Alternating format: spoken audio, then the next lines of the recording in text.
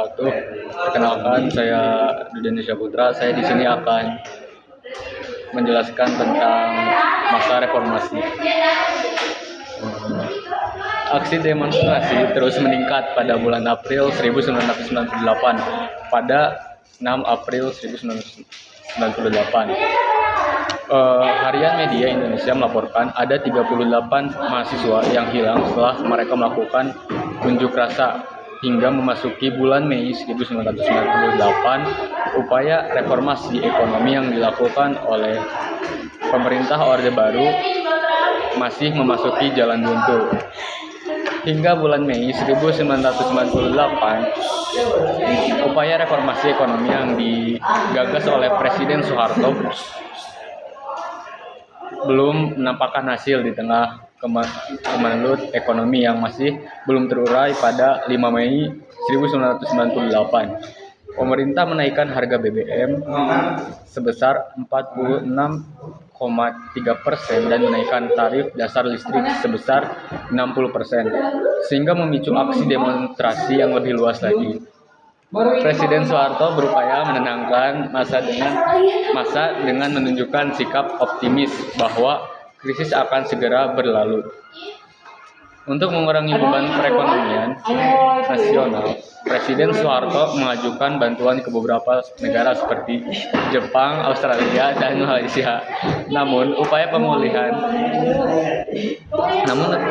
pemulihan ekonomi tersebut disertai dengan tindak kekerasan, sehingga timbul tragedi Trisakti yang menewaskan 4 mahasiswa, yaitu Elang Mulyana Lesmana, Afidin Rosyan, Heri Herianto, dan Hendriawan.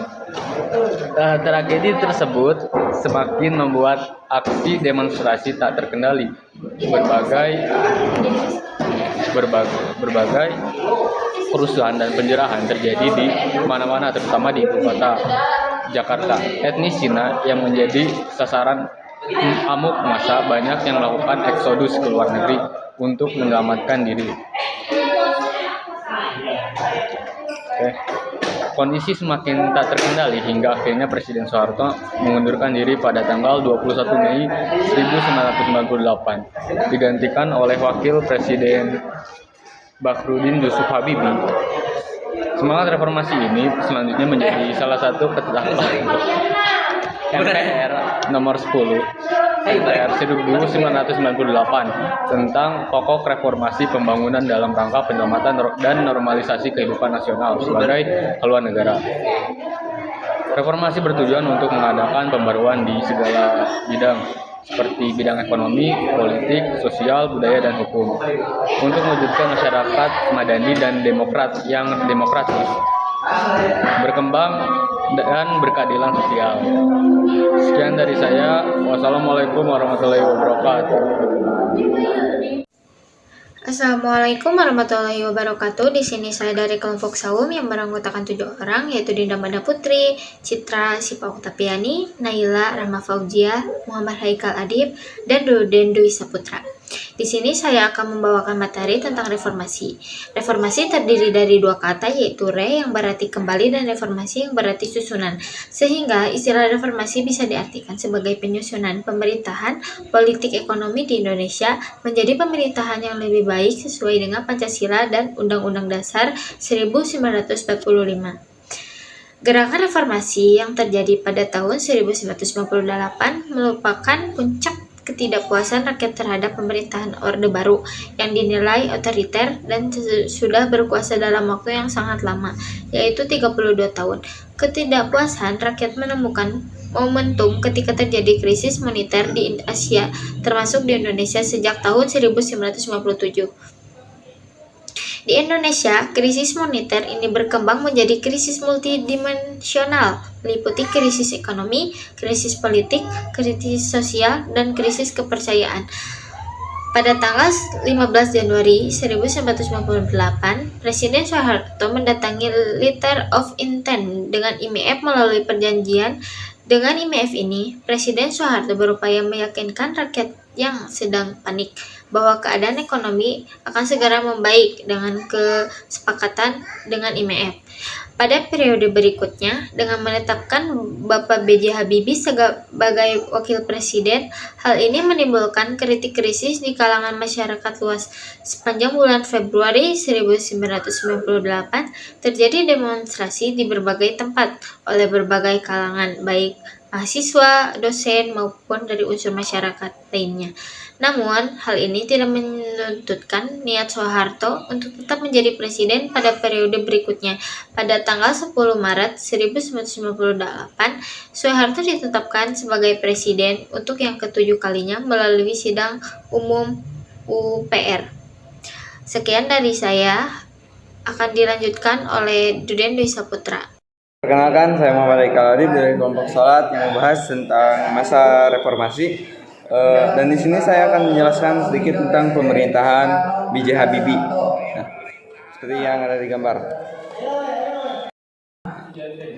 Pemerintahan B.J. Habibie ini dimulai pada 21 Mei 1998 menggantikan Presiden Soeharto di tengah krisis multidimensi. B.J. Habibie ini hanya memimpin sekitar 512 hari dan dikenal sebagai Presiden transisi membawa Indonesia ke era reformasi. Ia membentuk kabinet reformasi pembangunan yang terdiri dari berbagai golongan untuk meliputi reformasi di bidang politik, ekonomi, dan hukum. Masuk ke bidang politik pemerintahan B.J. Habibie. Dalam bidang politik, B.J. Habibie memberikan kebebasan berpendapat dengan mencabut UU Subversi dan membebaskan tahanan politik. Ia juga mendirikan Komnas HAM untuk memperkuat perlindungan hak asasi manusia. Putusan ini penting lainnya adalah penyelenggaraan referendum di Timor Timur yang menghasilkan kemerdekaan wilayah tersebut. Meskipun langkah ini menuai kritik dalam negeri. Masuk ke bidang ekonomi masa pemerintahan B.J. Habibie. Menghadapi krisis moneter, Habibie meluncurkan rekonstruksi bank melalui penggabungan beberapa bank besar menjadi bank mandiri. Kebijakan ekonomi lainnya mencakup peningkatan transparansi dan penguatan nilai tukar rupiah yang berhasil naik dari 15.000 menjadi hanya 6.500 per dolar Amerika Serikat. Upaya ini membantu memulihkan kepercayaan investor meski tantangan besar tetap ada.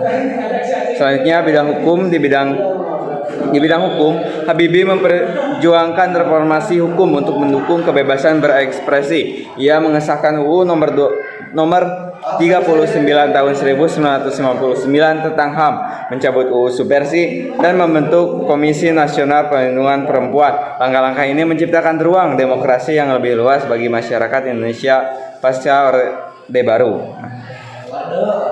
Akhir pemerintahan Habibie ini diakhiri dengan penolakan laporan pertanggungjawaban oleh MPR pada sidang Oktober 1999.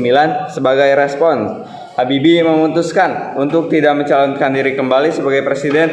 Walaupun masa jabatannya singkat, Habibie meninggalkan warisan penting dalam membentuk fondasi demokrasi di Indonesia. Tanpa cinta, kecerdasan itu berbahaya. Dan tanpa kecerdasan, cinta itu tidak cukup. Kegagalan terjadi apabila kita berkata untuk menyerah.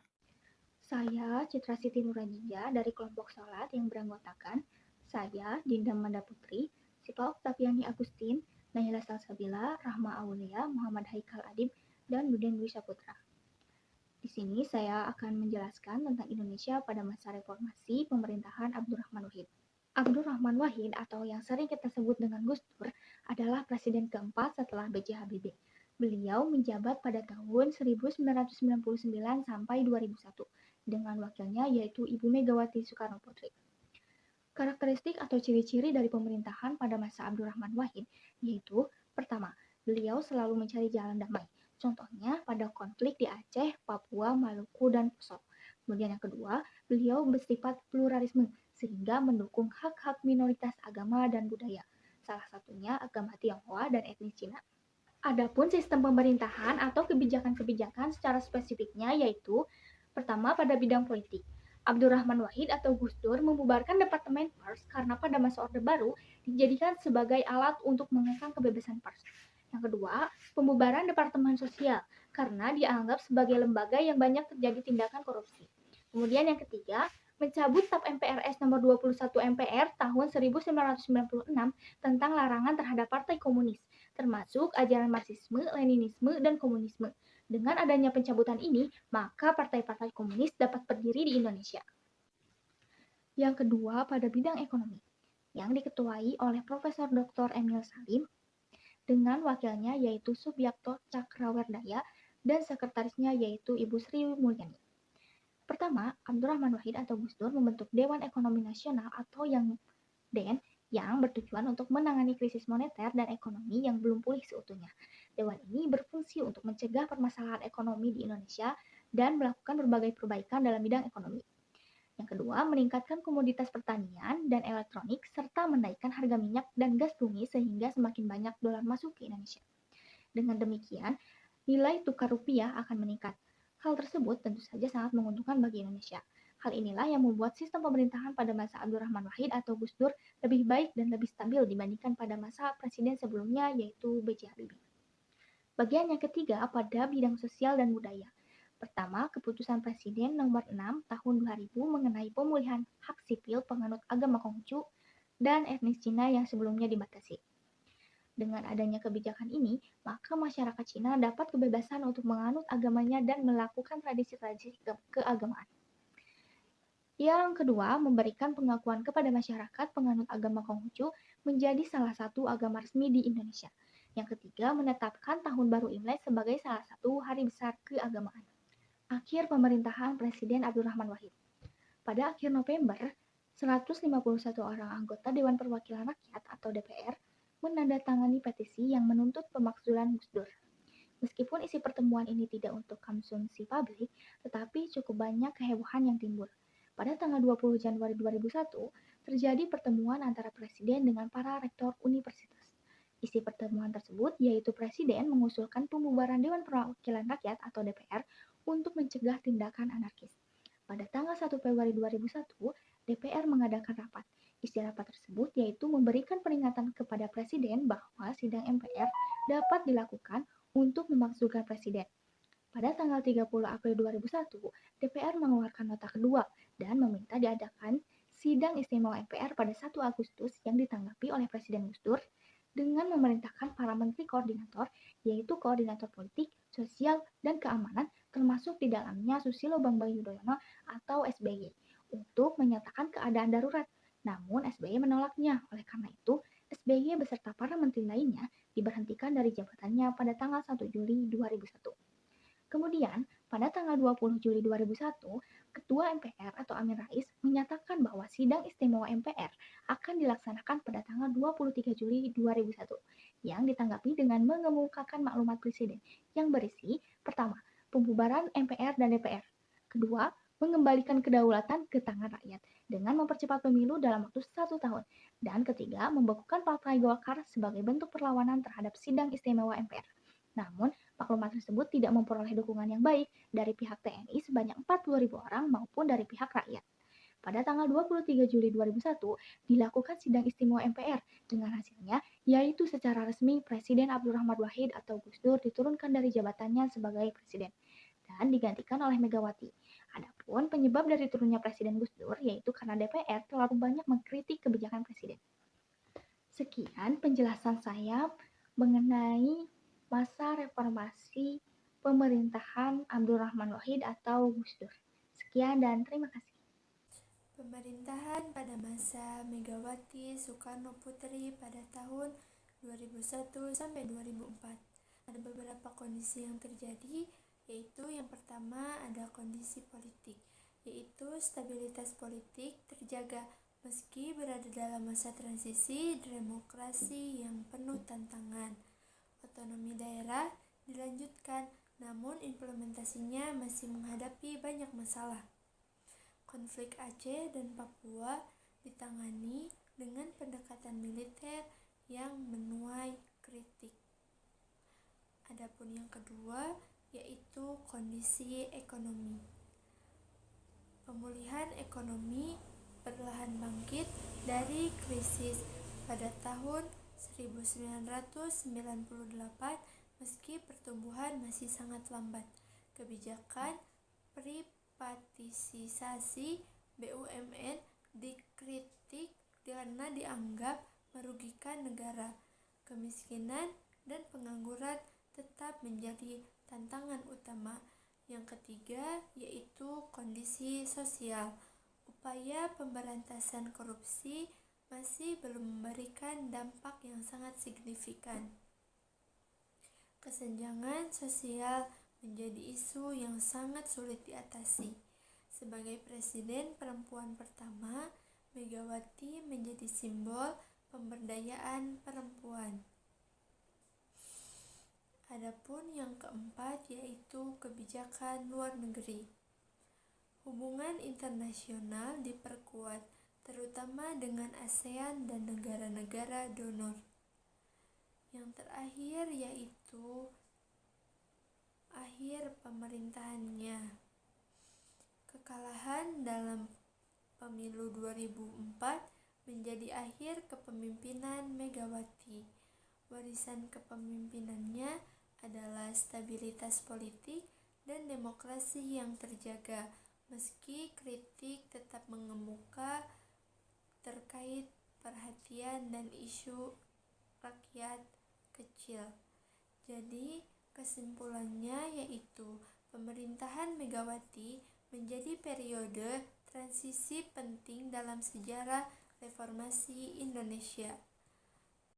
Yang ke-E yaitu pemerintahan Susilo Bambang, yang dimana Susilo Bambang itu yaitu presiden ke-6 yang menjabat sejak 2004 sampai 2014, memiliki kebijakan yang poin ke-1 yaitu politik, yang dimana di politik tersebut terdiri atas ke-1 yaitu otonomi daerah, di mana pemerintah daerah diberi wewenang untuk mengelola urusan lokal. Yang kedua yaitu reformasi birokrasi, meningkatkan transparansi dan akuntabilitas. Yang kedua yaitu ekonomi. Ekonomi terdiri atas poin-poin. Poin ke-1 yaitu peningkatan pertumbuhan ekonomi dengan cara pemerintahan meningkatkan investasi dan memperluas akses ke pasar global. Poin kedua yaitu pengurangan uang luar negeri, pengurangannya utang luar negeri, dan meningkatkan cadangan devisa. Yang ketiga yaitu sosial, yang terdiri atas 2 poin juga, yaitu pengurangan kemiskinan, pemerintah meningkatkan program bantuan sosial dan pelatihan kerja. Yang poin kedua yaitu peningkatkan akses pendidikan dan kesehatan. Yang keempat yaitu keamanan, di mana pemerintah menyelesaikan konflik di Aceh dan di Papua. Contohnya yaitu pemerintah melakukan perundingan damai di Helsinki 2005 untuk menyelesaikan konflik di Aceh. Masa pemerintahan Joko Widodo. Joko Widodo, Presiden ke-7 Indonesia, menjabat dari 2014 hingga 2024. Ia terpilih kembali setelah periode pertama yang sukses meskipun hasilnya belum optimal. Pada periode pertama, ia membentuk kabinet kerja dengan menteri dari kalangan profesional dan partai politik. Pada periode kedua, ia membentuk kabinet Indonesia Maju. Di bidang politik, pemerintahan telah mengupayakan pelindungan hukum dan mendorong kemajuan daerah sebagai prioritas dalam pembangunan politik. Sementara di bidang ekonomi, menekankan pembangunan infrastruktur untuk mempercepat pertumbuhan ekonomi dan mengurangi kemiskinan. Pembangunan infrastruktur pada masa Joko Widodo dilakukan secara besar-besaran. Pada masa kepemimpinannya yang kedua, Joko Widodo merencanakan untuk memindahkan ibu kota ke Kalimantan. Selama kepemimpinannya, pandemi COVID-19 mengguncang ekonomi, menyebabkan banyak perusahaan tutup dan meningkatkan pengangguran. Dalam sosial budaya, pemerintah fokus pada pemenuhan kebutuhan dasar melalui program bantuan sosial dan penanganan bencana, seperti gempa di Sulawesi, dan juga peningkatan prestasi bangsa sebagai pusat peradaban dunia, serta penghargaan terhadap kebinekaan menjadi prioritas di bidang sosial budaya. Indonesia juga sukses menyelenggarakan ASEAN Games 2018 yang mendapatkan pujian internasional. Sekian dan terima kasih.